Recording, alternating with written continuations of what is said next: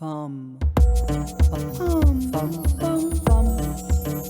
Femme. Femme. Femme. Femme. Femme. Femme. Femme. Bonjour, bonsoir. Vous êtes sur le plateau de Femmes, le magazine qui donne la parole aux femmes sur tous les sujets qui vous intéressent. On va parler de culture, d'agriculture, d'économie, de politique. On va parler du monde, on va parler de la Caraïbe et de coopération. Le principe est simple. Sur ce plateau, avec moi, chaque fois, deux femmes qu'on va apprendre à découvrir, qu'on va découvrir ensemble au cours des prochaines minutes. Avec nous sur le plateau de Femmes, deux femmes. Cora Bernabé, à ma droite. Bonjour Cora. Géraldine Pamphile, bonjour, à ma gauche. Deux femmes que j'apprécie particulièrement, que je connais. Deux femmes que j'apprécie parce que ce sont des femmes qui sont engagées dans des sentiers non labourés, on va dire. Alors, au sens propre pour Cora Bernabé, puisque Cora, vous êtes présidente de Valcaco, donc une association qui s'occupe de cacao, qui tente d'organiser la filière. Vous êtes aussi responsable agricole chez Nesson. Oui. Et puis, vous êtes agricultrice. Tout à fait. Et vous êtes ingénieur agronome. De formation, oui. De formation. On va revenir très en détail sur votre parcours et sur les réalisations. Et puis aussi, vous êtes conseillère territoriale. Vous êtes engagée en politique. Si. On peut le dire. Et alors, Géraldine Pamphile, Géraldine, on se connaît un petit peu mieux. On ne va pas cacher qu'on a travaillé ensemble, donc à Trace. Oui. Mais aujourd'hui, vous n'êtes plus en France, vous travaillez aux États-Unis. Depuis 6 ans maintenant. Depuis 6 ans, donc maintenant à Miami. Avant, vous étiez à New York. Oui. Et avant ça, vous étiez à Hong Kong. Pendant 8 ans. Alors, on peut dire que vous aussi, vous êtes engagé hors des sentiers battus, mais parce que vous avez une vision et vous êtes à l'international, comme on dit, quoi. Vous travaillez à l'international. Donc, on va voir tout à l'heure ce que vous faites et parler plus en détail des dernières années, notamment de la télévision, mais aussi de digital. D'accord. Je vous propose qu'on s'arrête quelques instants. C'est le passage obligé de cette émission. Donc, on va s'arrêter sur un fait d'actualité que je vais vous demander de commenter juste après ça.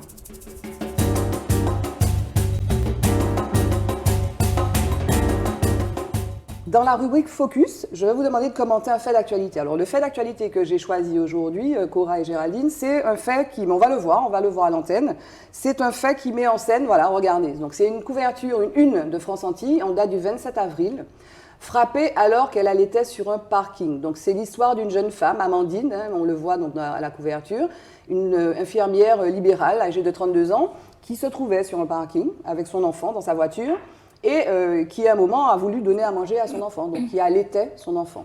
Et alors, ce qui est dit dans l'article, peut-être qu'on va voir l'article, voilà. Ce qui est dit, c'est que à côté d'elle, donc il y avait dans une voiture un monsieur qui s'est un petit peu ému, manifestement, d'avoir allaité l'enfant donc en public, et lui a proposé son aide. Après quoi, Amandine donc s'est sentie un petit peu en danger et a voulu sortir.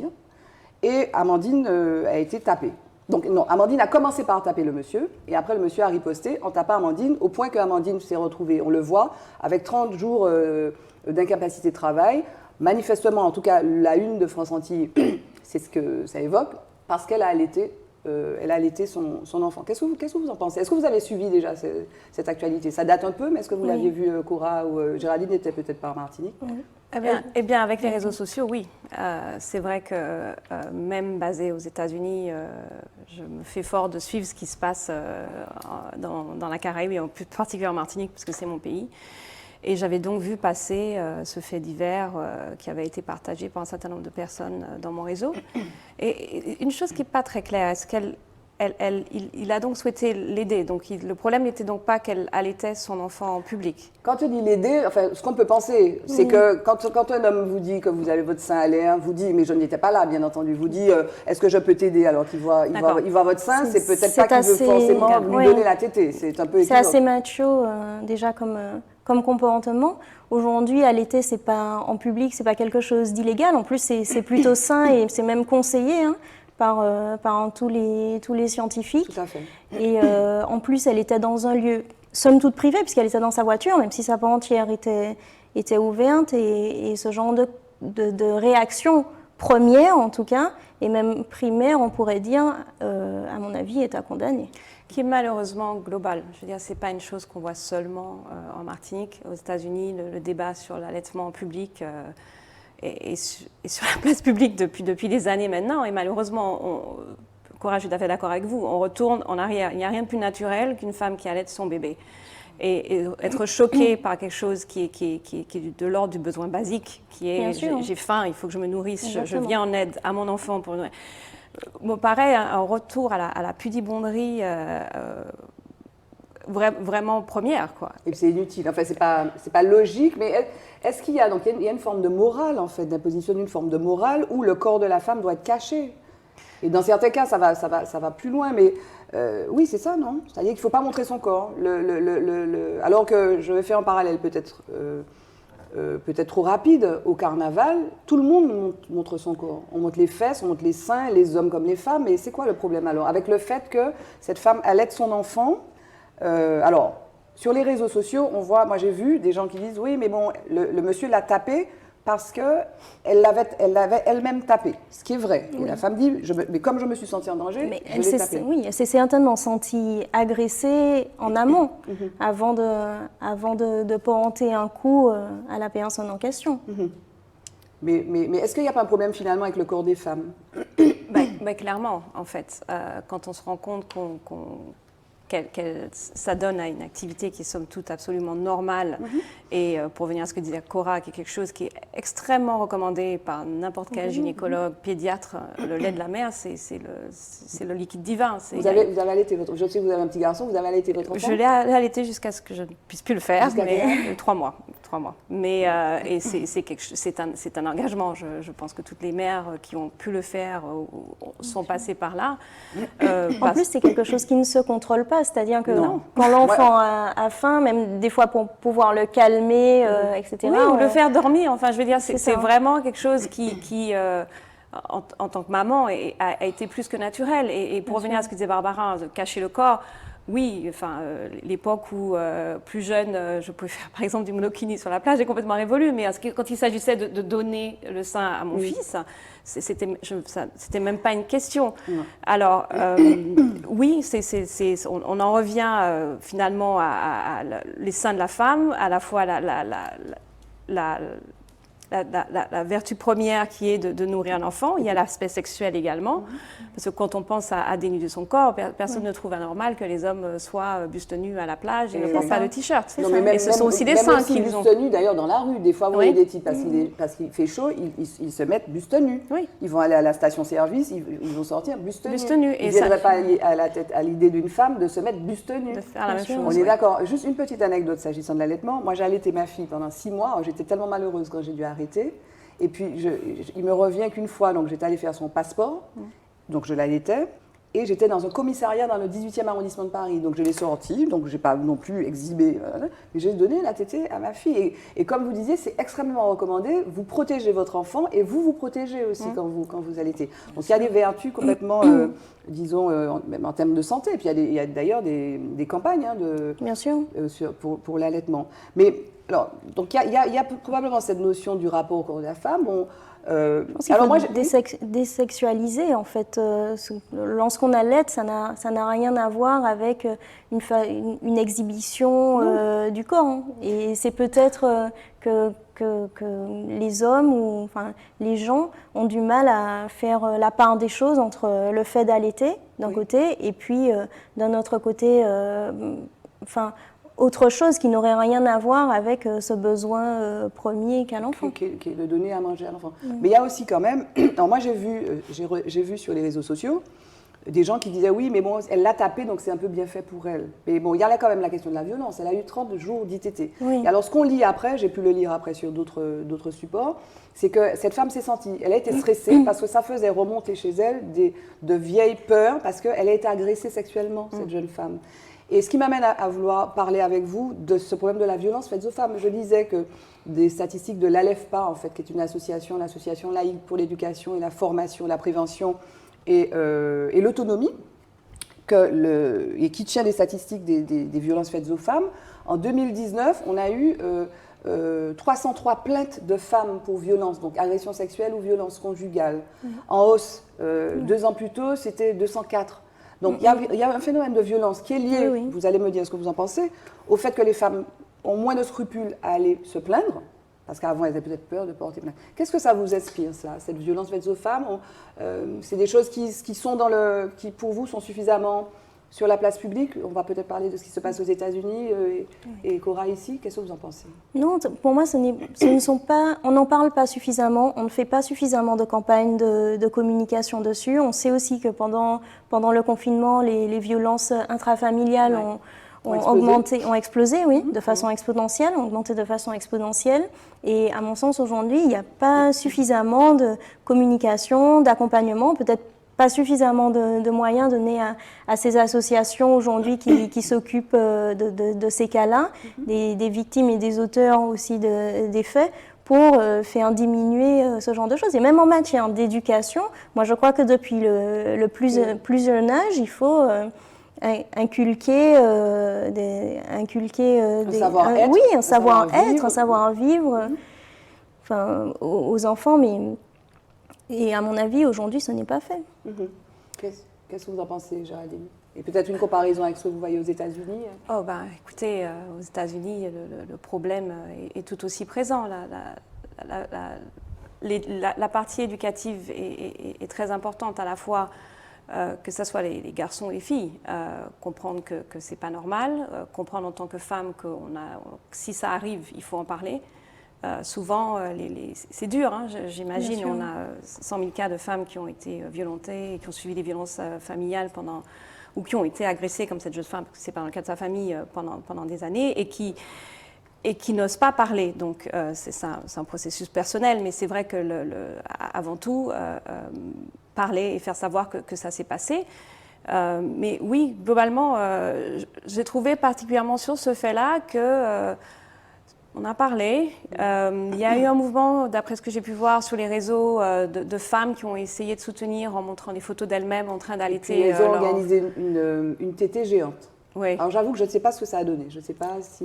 Mais c'est ça le problème, c'est que entre Covid et autres actualités, finalement, c'est pas ça la trappe. Et c'est le problème, c'est qu'on parle toujours de faits divers, alors que pour moi, c'est pas anodin, c'est un vrai problème de société qui fait que la femme, le sexe faible, enfin bon, on peut épiloguer là-dessus pendant toute la durée de l'émission.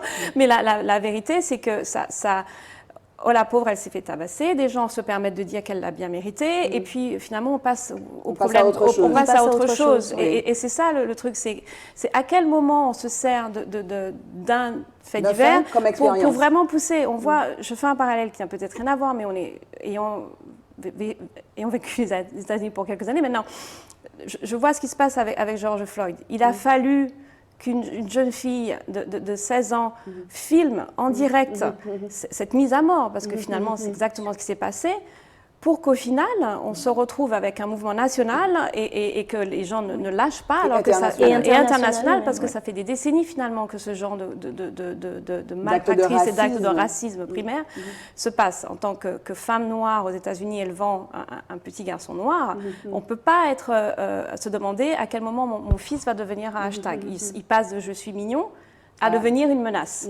Dans les yeux de quelqu'un qui à quel moment il va devenir un hashtag. Exactement. Et on se dit, j'ai pas envie que mon fils, j'ai pas envie qu'il trende sur Internet pour ce genre de choses. Donc, c'est vraiment la preuve qu'il y a eu un moment, il y a eu un ras-le-bol qui probablement a été catalysé par plein d'autres choses qui se passent aux États-Unis à ce moment-là. On avait les élections présidentielles, il y avait le Covid, enfin bon, il y avait beaucoup de choses qui faisaient que finalement, il y a eu un tipping point dans cette situation que les Noirs américains et quelque part les gens de couleur, de manière large, parce qu'on voit ce qui se passe avec les Asiatiques, subissent, pour qu'au final, on ait enfin un traité, une prise de position, une prise de conscience, et puis un rendu de justice qui soit finalement à la hauteur de ce qui a été fait. Et d'ailleurs, pour George Floyd, sans vouloir épiloguer là-dessus, le verdict était extrêmement attendu. Mais heureusement, on était dans le bon sens. Je voudrais juste préciser, parce que je donnais les chiffres, soyons clairs. Donc, les statistiques de l'ALEFPA, pardon. Donc, 2019, 303 plaintes. 2018, 264.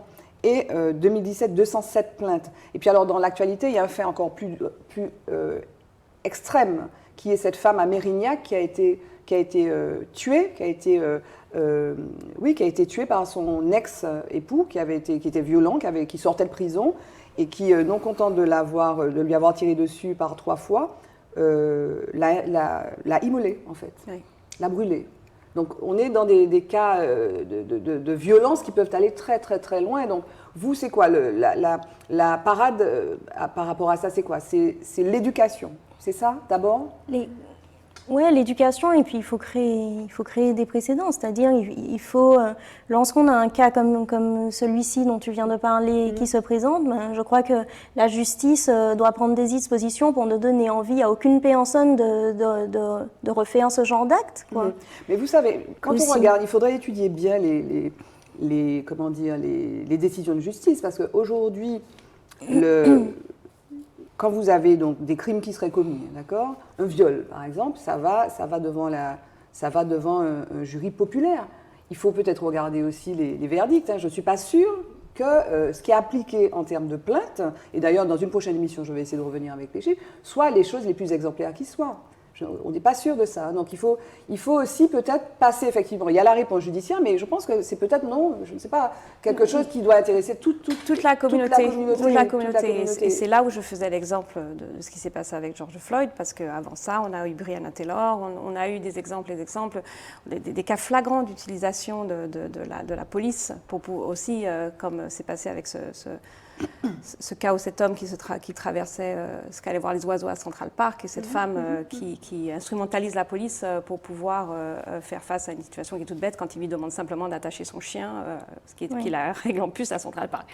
Mais je pense que c'est ça, c'est la justice, comme vous l'avez dit, Barbara, le verdict était très attendu, et il y a eu cette espèce de poussée à la fois dans les médias, à la fois dans la communauté, pour dire, bon, cette fois-ci, ça ne peut pas être oh non, il ne savait pas ce qu'il faisait, il s'est trompé. Et là, il y a une chose qui est intéressante dans le cas de George Floyd, c'est que peut-être pour une des premières fois, ce n'est pas uniquement la communauté noire qui s'est levée pour en dire on en a assez de ça. Et c'est là où on parle de communauté, justement. C'est marrant parce que les Nord-Américains disent c'est pas à moi de faire en sorte que toi te sens bien par rapport à moi. Moi, je suis celui qui est dans la position de victime. Donc c'est à toi de faire l'effort de venir vers moi et d'essayer de comprendre ce que je vis et de comprendre les biases que tu as de tous les jours. Donc c'est vraiment un effort de communauté. La justice, au final, avec un jury populaire, quelque part aussi embrasse ce que le jury populaire pense. Donc quand la communauté et le jury populaire disent il y en a assez, et c'est plus possible, et ça ne peut pas être un énième fait divers de 207 cas, enfin tous les chiffres que vous avez dit, Barbara. Là, à ce moment-là, c'est quelque chose, mais c'est tous. Donc, comme l'a proposé Cora, ça vient avec les enfants et l'éducation, parce que c'est la base, c'est comme ça qu'on élève son fils, sa fille. Et puis, en tant qu'adultes qui nous vivons dans un environnement où ça se passe, et puis voilà, on voit ça en fait divers, et puis on passe à la page d'après, se dire non, qu'est-ce que je peux faire pour aider, comment je peux faire pour que ça s'arrête, parce qu'il ne s'agit pas de le faire quand malheureusement ça ne frappe à votre porte, parce que c'est souvent là où les gens finalement réagissent. Ou quand il est trop tard. Donc pour conclure sur ce sujet-là, donc Amandine, résolument, vous êtes de son côté. Je pense qu'il n'aurait, à la base, elle n'aurait jamais dû être dérangée dans son acte d'allaitement de son enfant. Voilà. Surtout avec un propos comme celui qui a été tenu par l'agresseur. Ok. En tout cas, merci d'avoir été aussi direct. C'est vrai qu'aujourd'hui, avec les réseaux sociaux, parfois les gens, en fait, derrière leur ordinateur sont très courageux et puis effectivement prendre la parole à la première personne, j'ai l'impression que c'est de plus en plus difficile, non?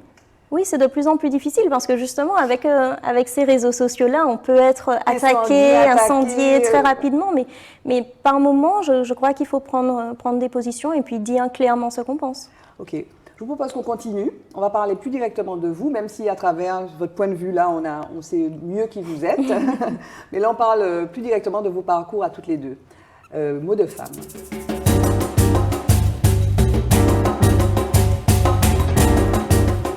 Alors, venons-en maintenant à votre parcours. Cora, je l'ai dit un peu en introduction. Cora, vous êtes ingénieure agronome. Oui. Vous êtes passionnée d'agriculture. Oui, passionnée d'environnement, d'agriculture, par mon territoire et voilà. Et vous aimez les cabosses de cacao?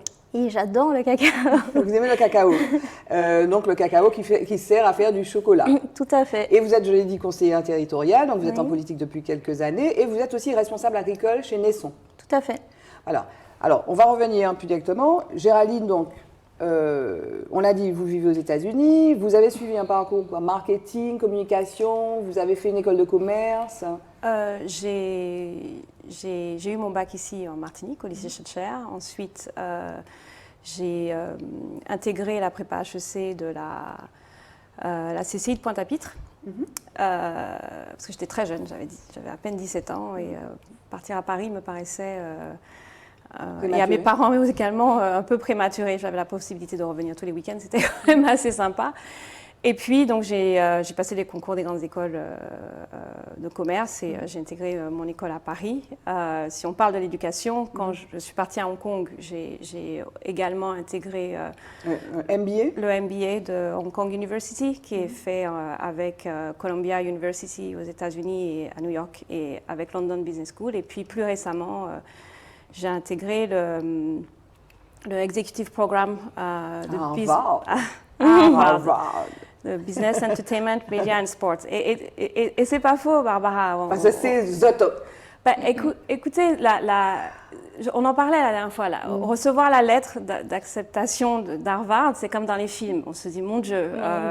Et en fait, pour l'anecdote, mon fils avait à peine 4-5 mois. Donc, il est resté avec mon mari quand j'ai fait le trajet sur le campus. Mais on comprend pourquoi c'est l'école la plus renommée, réputée au monde, la qualité de l'enseignement. En fait, c'est pourquoi? C'est un executive programme pour le business, entertainment, de médias et sport. Donc ça se spécialise vraiment dans ce que je fais. Je suis une femme de médias. Donc Harvard Business School a basé tout son enseignement sur des cas pratiques. Donc on vous met en situation dans des entreprises, de challenges qu'ils ont auxquels ils ont à faire face, et ensuite vous avez à les résoudre. Et on avait des participants vraiment du monde entier, et des gens qui sont venus d'Afrique du Sud, d'Europe, évidemment des Américains. Ce programme en particulier, parce qu'il traite de ce sujet, a la particularité d'attirer beaucoup de célébrités. Donc, en reconversion. Oui, parce qu'ils sont tous au top de leur game au moment où ils vont faire ce programme, et comme tous, ils cherchent à avoir leur seconde vie et savoir ce qu'ils vont faire avant. Donc c'était une expérience, je pense, que je ne ça dure jamais. Une semaine? Ça dure une dizaine de jours, oui, où on est hébergé sur le campus. On vous envoie je ne sais combien de cas avant d'arriver là-bas à préparer, et on travaille en groupe. Et puis, accessoirement, on crée un autre réseau, là. Exactement. Vous êtes avec LL Cool J, Cathy Holmes, ou je ne sais plus qui.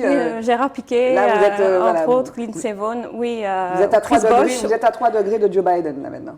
Probablement, mais je pense qu'on l'est tous quelque part. C'est vrai, de nos jours, avoir accès à quelqu'un, il n'y a rien de plus simple. C'est 5 degrés normalement, c'est la règle des 5 degrés. Ça l'était, mais maintenant on se retrouve, la plupart des gens, allez sur LinkedIn, vous verrez, la plupart des gens à qui vous voulez être connecté, maximum 3, ça ne va pas plus loin.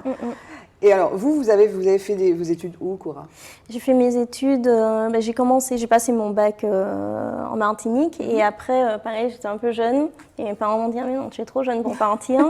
Donc, du coup, j'ai fait ce qui s'éloignait le moins de ce que je voulais faire. Donc, j'ai fait une prépa au lycée de Bellevue, mais ce n'était pas exactement ce que je voulais faire. Et après, j'ai passé les concours à l'issue des 2 années de prépa. Je suis rentrée en école de chimie. Puis, au bout d'un an en école de chimie, j'ai dit à mes parents, bon, c'est pas mon truc, quoi. Et là, je me suis réorientée en école d'agronomie qui, elle, se spécialisait en agriculture tropicale à CRJ. Et voilà, pendant 4 années et demie, j'ai vécu là-bas avec différents stages à Madagascar, en Jamaïque. Wow. Ce qui est chouette, c'est que en fait, ça nous apprend l'humilité. Pourquoi? Parce qu'on rencontre des gens où souvent ce sont des stages, par exemple, où on doit faire une étude d'impact, où il y avait un projet qui avait été mené pendant 10 années par un centre de recherche. Et en fait, l'étude d'impact, les résultats, mais en réalité, tout ce que le centre de recherche voulait apporter, ces personnes-là connaissaient déjà ces techniques-là, et si elles les appliquaient, elles les appliquaient depuis des fois des siècles, par exemple, pour Madagascar, enfin des dizaines et des dizaines d'années. Et si elle l'appliquait pas, ben il y avait des raisons. Il y avait il y a un centre de recherche qui vient faire une recherche sur un secteur, et en fait, ce que la recherche trouve, c'est des choses qui sont déjà en pratique. Oui, ou ça existe déjà, ou c'est déjà en pratique, ou alors ça ne fonctionne pas. D'accord. Et du coup, on rencontre, dans ce cadre-là, on a rencontré pas mal d'agriculteurs et vraiment des gens extraordinaires. Oui. Et alors vous avez aussi travaillé au Parme. Vous avez fait une enquête pour le Parme, dans le cadre de vos études, non? Le parc naturel. Le parc naturel, pardon. Oui. Le parc naturel. Oui. Pourquoi j'ai dit le Parme? Le parc naturel. J'ai fait mon mémoire de fin d'études au parc naturel, oui. D'accord. Et sur le cacao? Sur le cacao. Mon objectif, c'était revenir en Martinique, coûte que coûte. Du coup, j'ai cherché... Alors, pourquoi le cacao? Mon grand-père a acheté un terrain il y a une 40aine d'années au Carbet. Et une de mes tantes, qui travaille aux archives départementales, avait fait des recherches sur le terrain. Elle a vu que c'est une ancienne cacaoyère et caféière. J'ai dit, bon, ben, génial, ouais, je vais faire du cacao et du café là. Et d'où mon stage en Jamaïque sur le café Blue Mountain. Là, quand j'ai vu les coûts de production d'un café haut de gamme, je me suis dit, bon, on va faire le cacao. Bon, le moment, ça va être plus simple. Et en fait, ce qui a été intéressant, c'est que il y a eu des convergences en fait à ce moment-là. J'ai vraiment pas du tout été la seule à vouloir relancer, voir renaître une filière cacao sur le territoire. Il y avait plusieurs producteurs, des gens qui avaient 2, 3, 10 cacaoyers sur leur terrain, une volonté politique, des acteurs, la Chambre d'agriculture, le pôle agroalimentaire, le parc naturel. Et puis en fait, ce sont toutes ces volontés-là qui se sont mises ensemble et qui se sont dit, qu'est-ce qu'on fait? Est-ce qu'il y a une opportunité en vrai de relancer cette filière? Il y en a une alors du coup? Aujourd'hui, oui. Après du coup, le programme de relance avait démarré en 2012.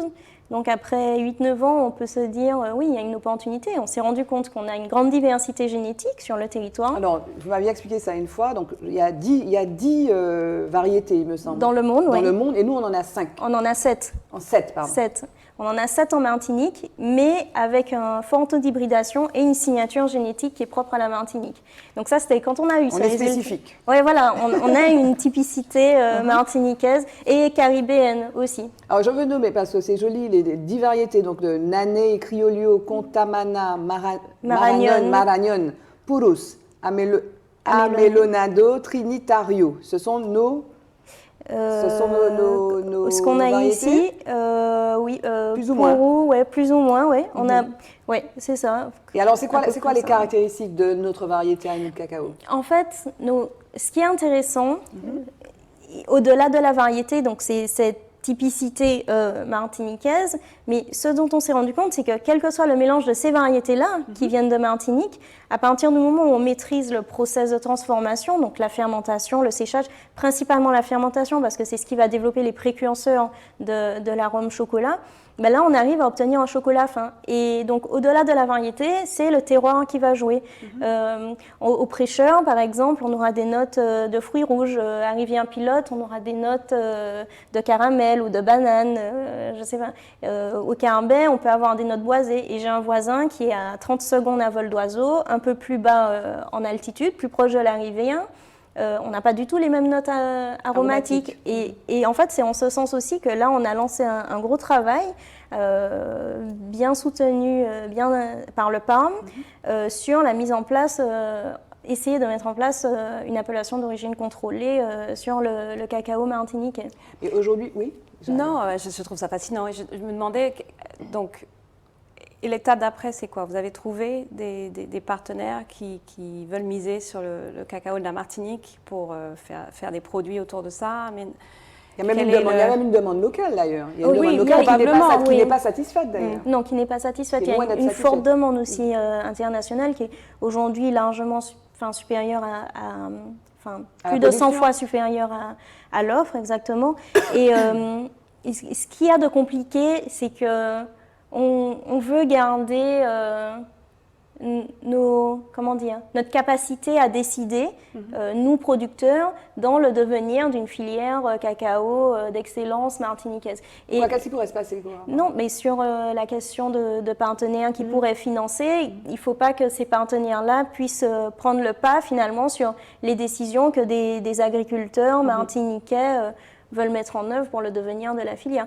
Aujourd'hui, c'est plus ça la difficulté, parce qu'on a même eu la proposition d'un des plus gros transformateurs au monde, de gros transformateurs français.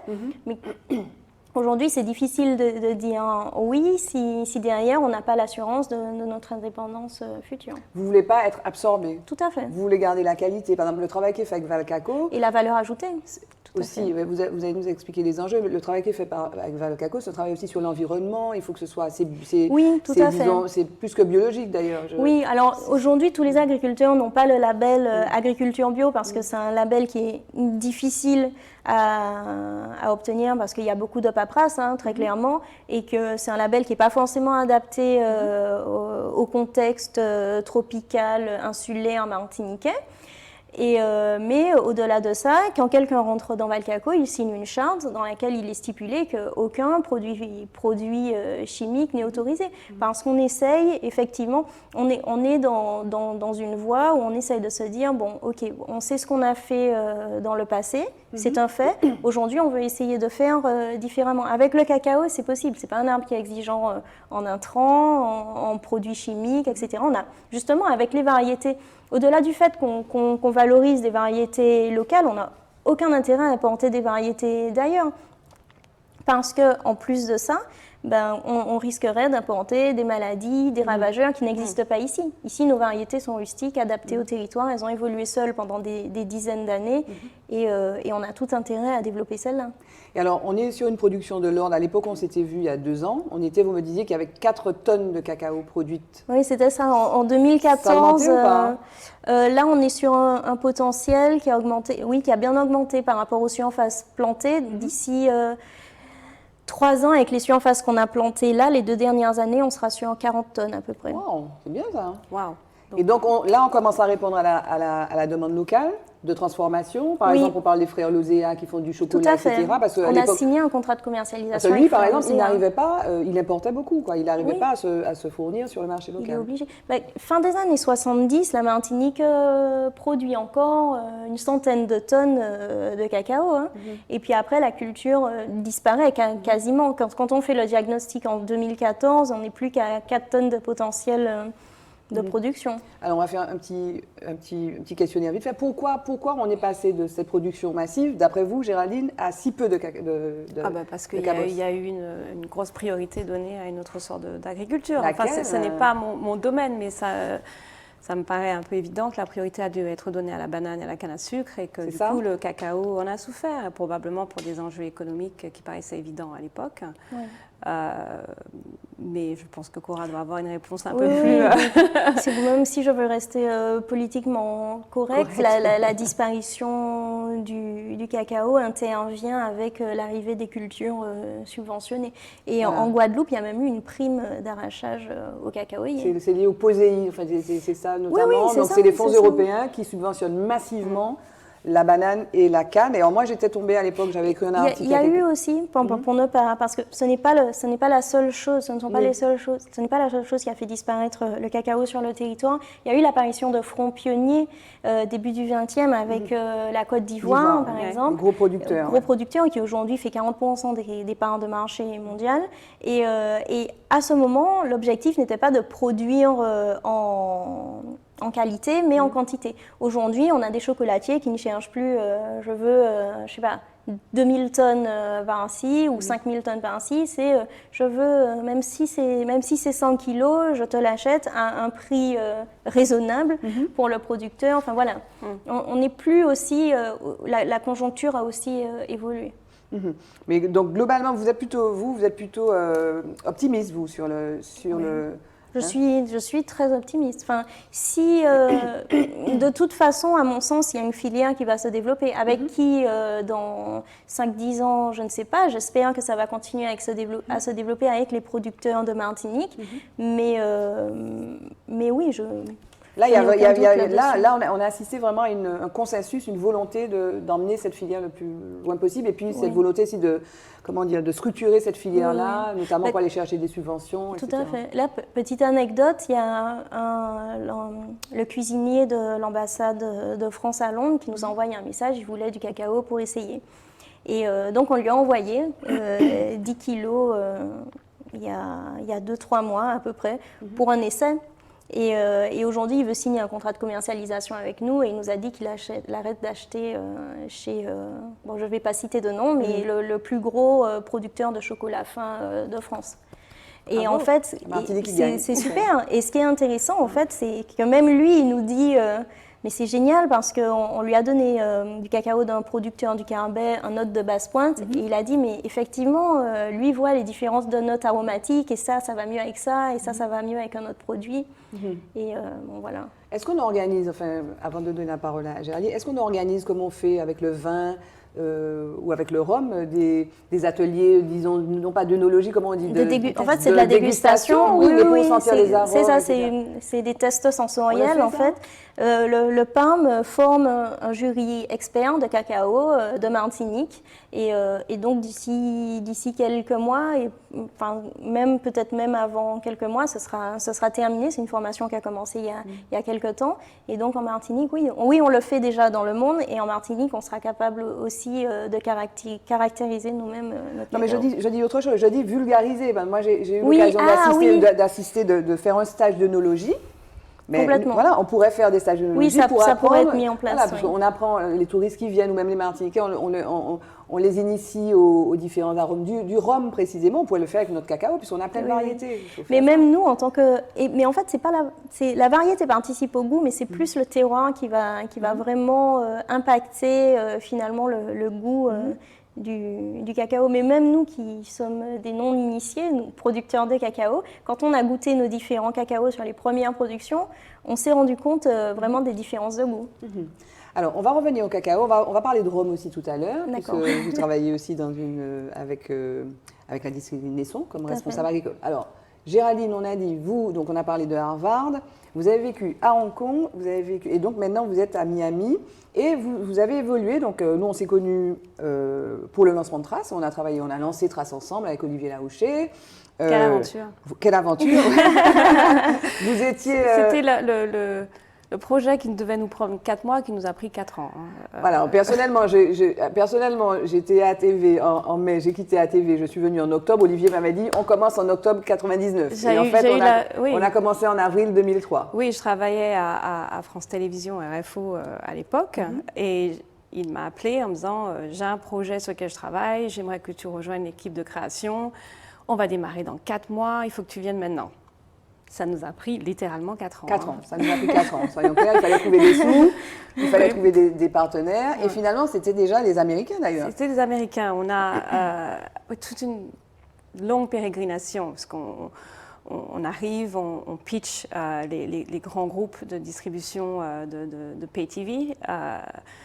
Canal à l'époque, et c'est le moment où Canal et Lagardère font des partenariats stratégiques, prennent des prises de participation, et comme on arrivait avec un projet de chaîne musicale, nous dit vous allez devoir travailler avec Lagardère, parce qu'ils viennent de prendre 34% de notre capital, et donc ils ont bientôt été de blocage, et votre projet littéralement arrive en compétition avec un certain nombre de chaînes de télévision qui sont déjà en train d'opérer, notamment MCM Africa.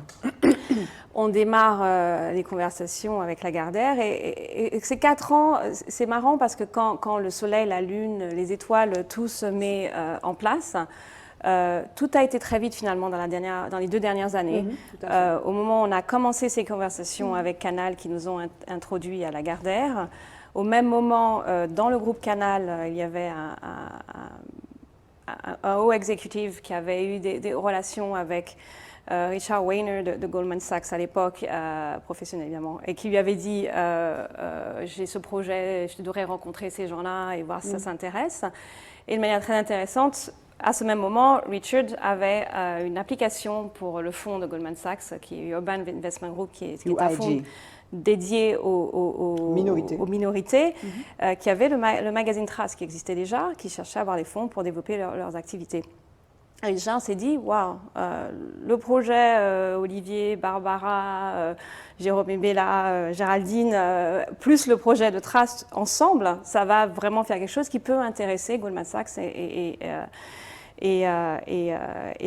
de le financer. Et donc, faire une longue histoire courte, on a éventuellement, grâce au soutien financier de Goldman Sachs, lancé cette chaîne, acquis le magazine Trace et la marque. On a tout rebrandé sous la marque Trace et on a aussi acquis la chaîne MCM Africa qu'on a rebrandée. Et je ne garderai toujours en mémoire le moment où on a appuyé le bouton de la régie et des pleurs qui ont suivi parce que ça a été des années d'attente. C'était un grand moment. Et aujourd'hui, Trace, alors vous n'êtes plus à Trace. Trace est aujourd'hui diffusé dans 150 pays. Ils ont fait des dizaines et des dizaines de chaînes, donc thématiques sur différentes musiques. Il y a eu aussi Trace Sport Star. Moi, le dernier poste que j'ai occupé à Trace, c'était pour Trace Sport Star, la chaîne des champions.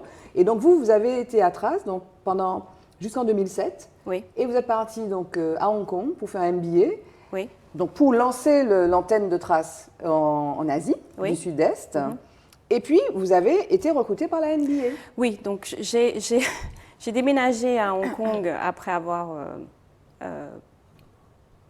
convaincu le board de Trace qu'il fallait qu'on ouvre une antenne, c'était Asie-Pacifique et Moyen-Orient, parce que comme je m'occupais du marketing, de la communication et de la distribution à l'international, je me rendais bien compte que c'était très compliqué de pouvoir pousser cette partie du monde sans avoir une présence locale. J'avais un peu envie de partir aussi, j'avais envie d'avoir autre chose et puis de prouver que je pouvais prendre les rênes d'une société, puisque là, en fait, j'avais un rôle de general manager. Et donc, j'ai déménagé à Hong Kong en 6 mois. J'ai trouvé le financement pour ouvrir le bureau. J'ai appliqué pour mon MBA. J'ai déménagé en août 2007 à Hong Kong. Et je suis restée à Trace pendant 2 ans, où on s'est développé dans les Émirats Arabes Unis, en Indonésie, à Singapour, au Japon. Et j'ai rejoint et la NBA m'a approché. Au bout de 2 ans, j'ai reçu un mail en disant on a une position, on a entendu parler de vous. La NBA, c'est National Basketball Association, c'est la ligue de basket professionnelle. Voilà. Et c'était intéressant parce que c'était littéralement le moment où on commençait à travailler sur Trace Sport. Donc on avait vraiment les doigts dans la thématique de sport.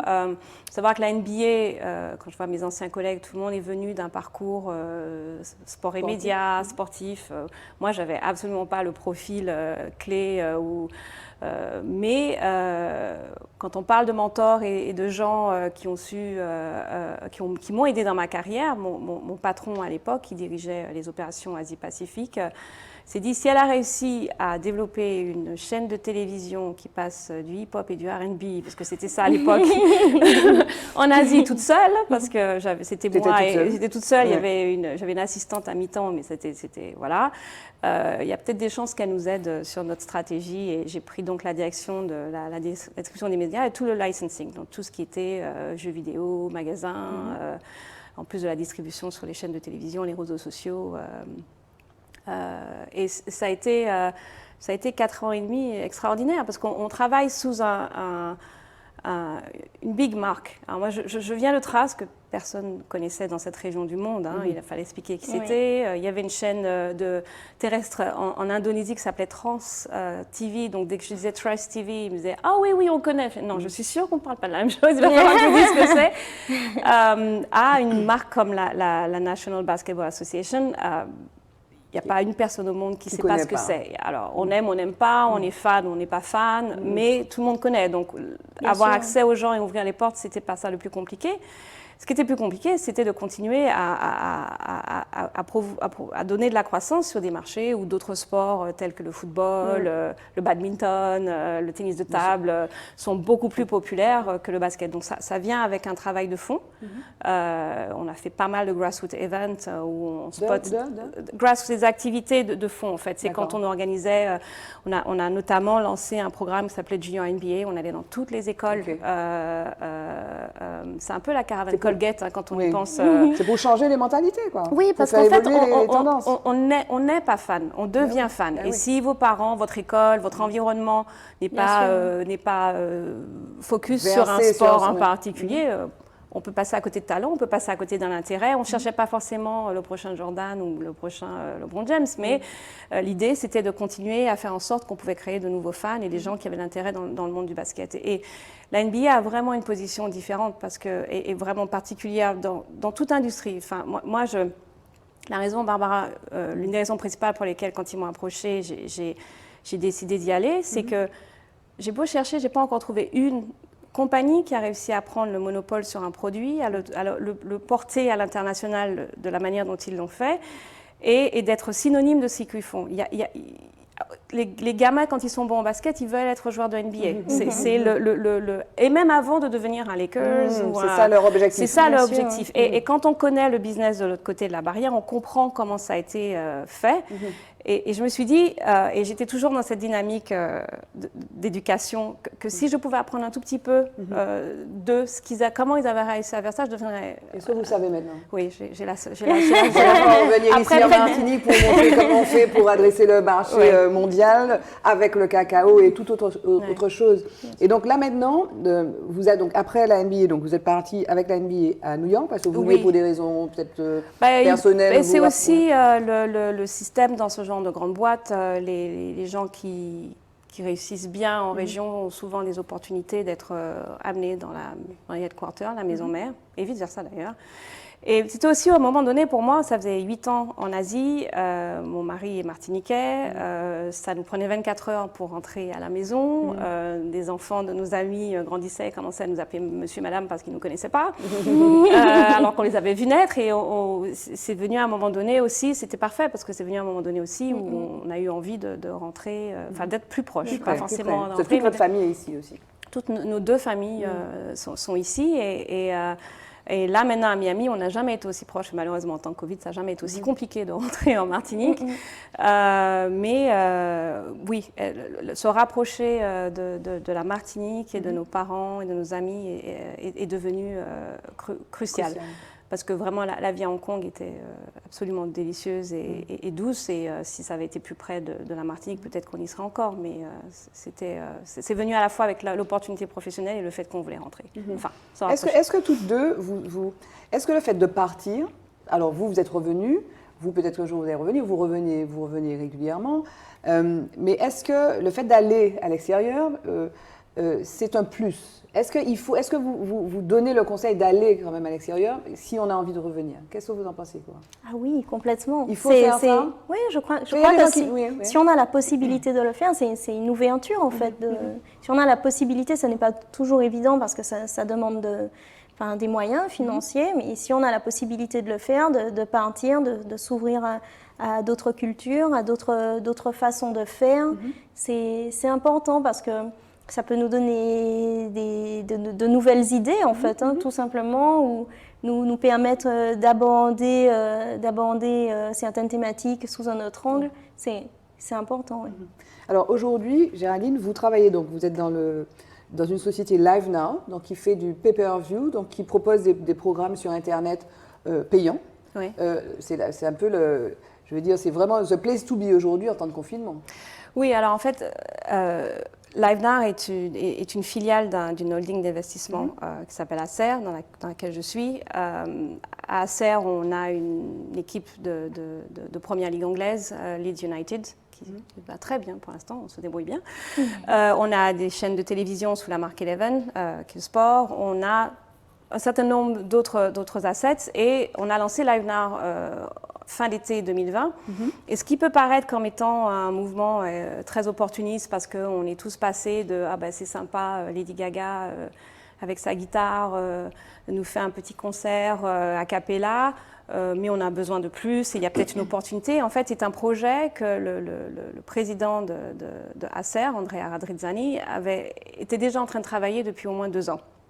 Parce que, comme c'est un homme de médias et c'est un homme de sport, il a avant ça créé une des agences de sport les plus successful. Et sorry for dropping English sometime, but anyway, au monde. Elle a dit, excusez-moi de lancer des petits mots comme ça, mais bon, c'est pas grave. Non, c'est pas grave. Oui, en toute honnêteté, j'ai de plus en plus de sympathie pour les expatriés en France. Quand on leur parle, ils ont du mal à trouver leurs mots en français, parce que quand on se retrouve à parler en anglais toute la journée, parfois ça devient un peu plus naturel. Mais en fait, il avait pu voir et pu prédire que le besoin il faut que je le vois maintenant, et je suis prêt à payer un premium pour ça, que le sport a réussi à créer. Parce que quand on parle de la NBA, ça n'a pas toujours été la diffusion live qu'on connaît. David Stern est allé en Asie avec des cassettes enregistrées de ses matchs, et c'est comme ça qu'il a démarré la distribution à l'international. Donc, il a pu voir que la technologie pourrait permettre de faire ça à moindre coût.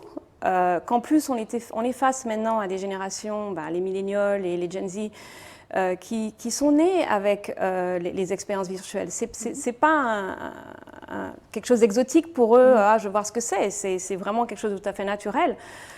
Qui avait la possibilité donc de créer une plateforme qui serait dédiée à des événements premium live. Donc entre ce que propose TikTok et d'un autre côté, en termes de qualité de contenu et de monétisation, ce que propose HBO, il y a un segment qui n'est vraiment pas couvert sur la possibilité à n'importe quel moment de se connecter sur une plateforme et de voir un concert de Beyoncé, de voir un match de foot, ou d'aller faire une classe de fitness. Et on propose donc des contenus qui sont aussi divers et variés que ce que je vous ai mentionné. Donc en 6-8 mois, on n'a plutôt pas chômé, parce qu'on a eu des gros événements, bless you, notamment musicaux. On a fait Dua Lipa, qui a rassemblé plus de 5 millions de téléspectateurs, si je peux me permettre, sur la plateforme. Récemment, on a fait un gros concert avec Maroon 5, on a fait Gorillaz. Et on tend à amener donc ce type de gros événements, mais pas seulement. Donc en ce moment, on a énormément de conversations avec des opérateurs bien connus du marché pour pouvoir avoir plus de contenu francophone, hispanophone, etc. Donc c'est quoi la clé pour... Parce qu'on a l'impression, en fait, quand on est profane comme nous, qu'en fait, il y a vraiment un problème de monétisation sur Internet. Par exemple, moi, je fais de l'info, c'est compliqué de monétiser de l'information. Il y en a qui y arrivent, d'ailleurs, des modèles. Enfin, en France, par exemple, Le Monde fait effectivement une plateforme numérique, ou bien Mediapart, par exemple, qui s'est développé exclusivement sur l'Internet. Mais par exemple, France Antilles, ici, ils ont, je ne sais pas si ça a constitué une stratégie prioritaire pour eux, mais ils ont du mal à se développer, en tout cas à monétiser, parce qu'ils sont sur Internet, et la plupart des médias locaux le sont. Mais monétiser, c'est compliqué, non ? Globalement, et quel que soit le produit. Ça le devient parce que ça revient toujours à la même équation finalement, et on l'a connu quand on a lancé Trace. Qu'est-ce qu'on vend, comment on le vend, à qui on le vend. Et donc c'est vrai que, on parle de France Antilles, quand on parle d'un support papier, qu'il y a au moins 10 personnes qui lisent le même journal. Donc l'idée d'aller sur une démarche sur le net où je vais devoir payer pour avoir accès à ce type d'informations, et c'est encore un système de microtransactions sur lesquels les mentalités ne sont pas encore là dans la catégorie de personnes qui lisent le France Antilles. Donc, c'est toute une question aussi du produit. Nous, voilà, est-ce qu'il ne faut pas revenir il faut pas revenir à un produit exclusif. C'est là où je voulais en venir, oui. Voilà. C'est-à-dire que nous, on est vraiment rentré dans ce qu'on appelle la creator economy.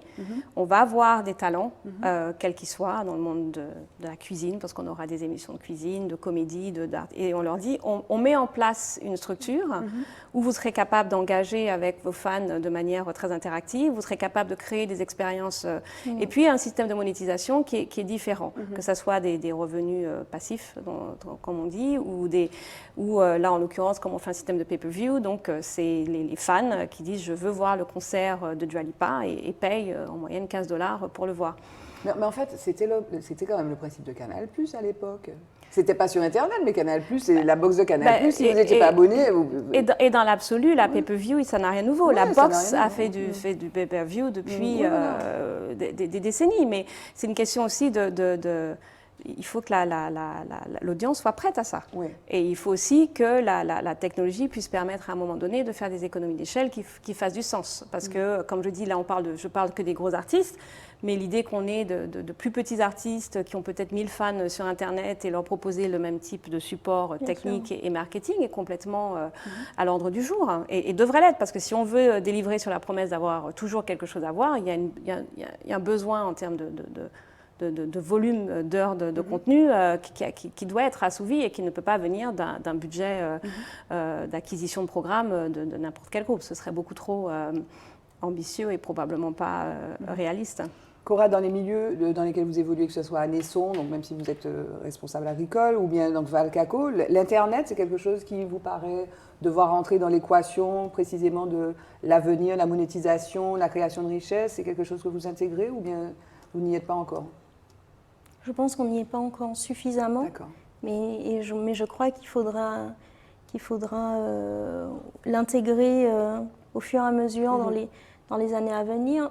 On l'intègre déjà un peu, par exemple sur des tracteurs, alors pas forcément Internet, mais reliés à des satellites pour pouvoir planter de façon carrée au GPS, le rentrer ensuite sur un logiciel pour pouvoir apporter au mieux ce dont les plantes ont besoin, sans gaspillage, sans choses comme ça. Donc on n'y est pas encore suffisamment, à mon sens, mais on y va de plus en plus et de plus en plus vite, oui, ça c'est sûr. Et c'est intéressant ce que signale Cora, parce que moi je parle d'un business qui est dédié aux consommateurs et elle parle de la manière dont elle utilise la technologie pour des opérations.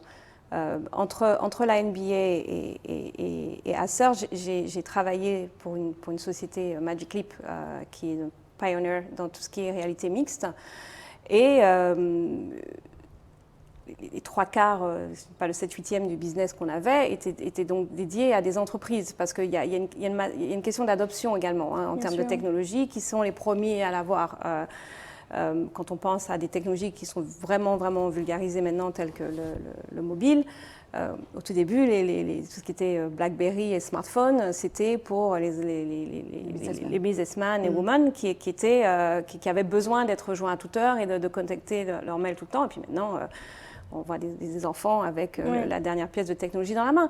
Mais donc, ça a eu un besoin entreprise d'abord, et probablement dans le cas de l'agriculture et ce que décrit Cora, il y a des applications qui sont purement du point de vue de l'opérationnel, de la logistique. Oui. Tout à fait. Et en plus, ce seront des besoins qui seront de plus en plus criants dans les années à venir, parce qu'on voit bien que sur l'utilisation des produits phytosanitaires, ça diminue. Bientôt, il n'y en aura plus. Mais du coup, il va falloir qu'on commence à... Enfin, il y en a déjà qui le font, mais qu'on travaille plus sur la robotisation, sur ces sujets-là. Il faudrait déjà qu'on commence à travailler dessus, ici en tout cas. Je pense à la canne. Et toutes ces choses-là sont vraiment liées et seront nécessaires dans les années à venir, ça c'est sûr. Ce que vous observez, parce que vous revenez régulièrement, de l'utilisation de ces technologies, de l'Internet, notamment dans la mise... Alors ces jours-ci, il y a beaucoup de click and collect avec le confinement. Est-ce que ça vous paraît dans le, comment dire, un petit peu dans le sens des choses pour précisément créer de la valeur? Est-ce qu'on est engagé, enfin votre regard un petit peu de spécialiste de ces techniques et de ces domaines-là? Oui, et si on doit parler du Covid, a vraiment aidé l'accélération de l'adoption de la transformation digitale globale, et la Martinique y comprise. Alors, moi, ce que je trouve hyper intéressant de voir depuis quelques années, c'est qu'il y a énormément de jeunes hommes et de jeunes femmes entrepreneurs et qui notamment le font dans les métiers digitaux, avec des idées qui sont, je trouve, incroyables. La livraison est devenue un besoin accru par rapport au fait qu'on est tous coincés à la maison quand il y a un confinement. Et donc, encore une fois, ça a accéléré ça. Mais je trouve que ce qui se fait en Martinique est de plus en plus ingénieux et je salue les entreprises qui sont faites dans cette direction. Okay. Alors, il nous reste peu de temps, mesdames. C'est presque le mot de la fin. Mais juste avant, mais très, très, très vite, est-ce qu'il y a un homme qui vous a influencé? Cora? Mon grand-père, sans hésitation. J'ai passé, je pense, une bonne partie de mon temps libre avec lui. En fait, il nous a quittés en janvier, du coup, c'est toujours encore émouvant d'en parler. Et en fait, c'est lui qui m'a transmis sa passion pour la nature, son amour pour le territoire. Et il m'a appris tellement de choses, finalement, sur nos arbres, sur nos animaux, sur tout ce qui nous entoure, finalement, ici. Et puis, il nous a transmis beaucoup d'amour, et en fait jusqu'au bout, c'est-à-dire que jusqu'au jour où il est parti à l'hôpital, il était là, c'est-à-dire il donnait à manger à ses animaux, il s'occupait de ses plantes, etc. Donc pour moi, c'est mon exemple. Je me sens encore émue. Et Géraldine, vous, un homme qui vous a influencé, qui vous a influencé, votre rôle modèle, pour parler anglais? Ça, c'est un peu la question piège, parce que c'est vrai que quand on parle des femmes au travail et comment les hommes peuvent parfois pas nous reconnaître, etc. Moi, j'ai eu l'expérience inverse, c'est-à-dire que dans ma carrière, actuellement, il y a eu des hommes, et souvent plus que des femmes, qui ont reconnu que je pouvais apporter plus que ce qu'on me donnait, et qui m'ont donné ma chance. Que ce soit le premier job que j'ai eu ici en Martinique, où je travaillais pour une agence de publicité avant de partir en France, Olivier Laouché, à qui j'ai présenté mon projet de développer Trace en Asie, au Moyen-Orient. Et de toute façon, Olivier m'a répondu, prouve-moi qu'on peut faire ça sans perdre d'argent, mais qui aussi a soutenu le fait qu'il envoyait une femme étrangère noire en Asie s'occuper de son business. Mon patron à la NBA, Scott Levy en Asie, l'un des meilleurs managers que j'ai eu, et puis Andrea maintenant. Donc, en fait, c'est dur d'en avoir un, parce que le point commun de tous ces hommes, c'est qu'ils sont tous entrepreneurs. C'est des visionnaires, c'est des gens qui, quand vous leur dites non, c'est la dernière chose à faire, parce qu'ils vont vous prouver, des fois même à faire des erreurs, quitte à faire des erreurs, qu'ils ont raison. Et c'est un peu ce qui m'a apporté aussi d'aller dans les endroits où on ne m'attendait pas. Et oui, c'est plus compliqué, on doit travailler 2 fois plus, on a l'impression d'être vraiment accrollé dans les tranchées et pour se retrouver à la même table que les autres. Mais c'est vrai qu'à les regarder opérer et voir qu'ils m'ont fait confiance, ça m'a vraiment porté. Alors, il nous reste quelques minutes pour le mot de la femme.